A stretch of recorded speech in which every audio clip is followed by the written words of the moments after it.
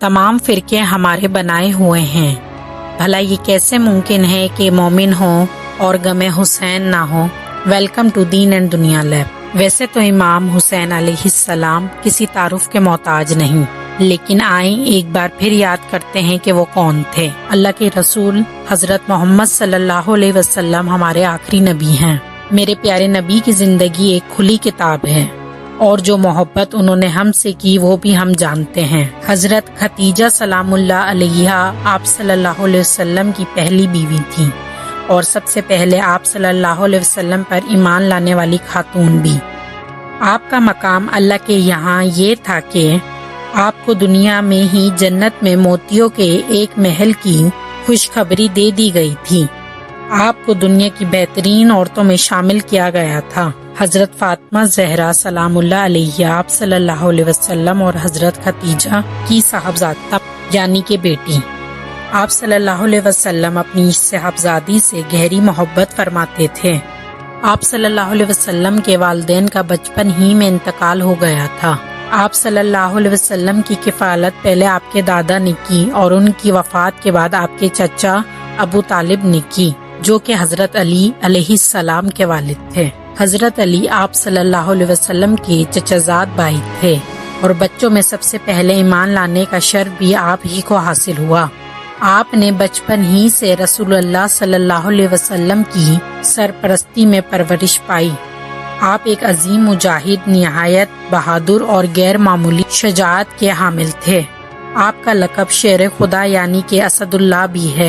आप सल्लल्लाहु अलैहि वसल्लम ने अपनी साहबजादी का निकाह हजरत अली अलैहिस्सलाम से फरमाया और ये बाबरकत रिश्ता इस्लामी तारीख के अजीम तरीन रिश्तों में शुमार है। हजरत अली अलैहिस्सलाम और हजरत फातिमा सलामुल्लाह अलैहा के यहाँ सबसे पहले पैदा होने वाले बड़े साहबजादे हजरत इमाम हसन अलैहिस्सलाम हैं और दूसरे साहबजादे हजरत इमाम हुसैन अलैहिस्सलाम हैं, जो बाद में वाक़े करबला के अजीम हीरो बने।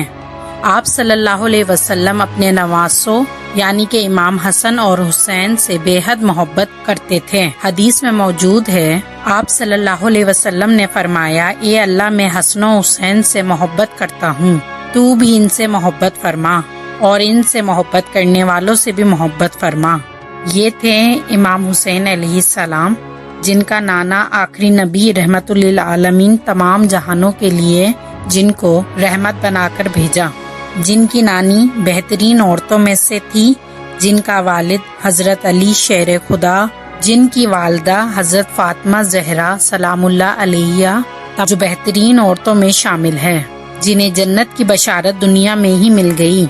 ये तो था इमाम हुसैन अलैहिस्सलाम के मुबारक खानदान और इब्तदाई जिंदगी का मुख्तसर तारुफ। ताहम अभी इमाम हुसैन अलैहिस्सलाम की जिंदगी का सबसे अजीम बाब अभी बाकी है, यानी कि वाक़या करबला। वाक़या करबला एक ऐसा वाक़या है जो क़यामत तक भुलाया नहीं जा सकता। आए थोड़ी सी करबला की झलक देखते हैं। 7 मुहर्रम को इमाम हुसैन अलैहिस्सलाम और उनके अहले बैत और साथियों के लिए पानी बंद कर दिया गया था। खेमों में मौजूद बच्चों, खवातीन और साथियों को शदीद प्यास का सामना करना पड़ा। एक बार सोचिए, जब हम रोजा रखते हैं तो मगरिब तक हमारी हालत क्या हो जाती है, जबकि हम अपने घरों में मौजूद पंखों और एसियों में होते हैं। इमाम हुसैन अलैहिस्सलाम, उनका खानदान और साथियों के बारे में सोचिए। उन पर तब 7 मुहर्रम पर ही पानी बंद कर दिया गया था। ना पंखा ना एसी, बल्कि हालत जंग में थे। और ये बात एक दिन पानी बंद करने की नहीं, बल्कि 3 दिन तक पानी बंद था। करबला में शोहदा की तादाद तकरीबन 72 के करीब थी, जिनमें खुद इमाम हुसैन अलैहिस्सलाम और उनके साहबजादे अली अकबर बिन हुसैन और अली असगर बिन हुसैन, जो कि तकरीबन 6 माह के थे। 6 माह का बच्चा निहायत ही छोटा होता है, पर जालिमों ने उस मासूम बच्चे तक पर रहम ना खाया।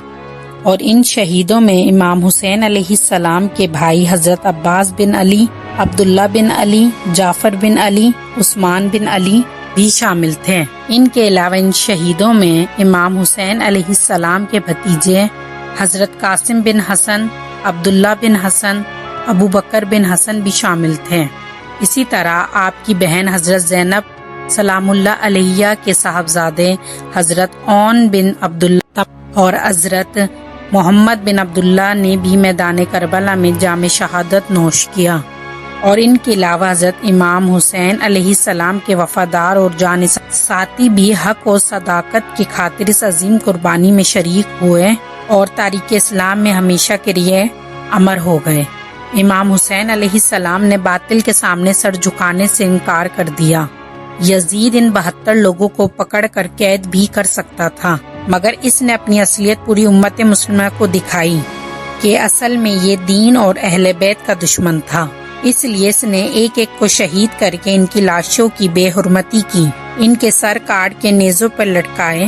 امام حسین علیہ السلام کا سر کاٹ کر کوفہ کی گلیوں میں گھمایا گیا اور اس کے بعد یزید کو بھیجا گیا۔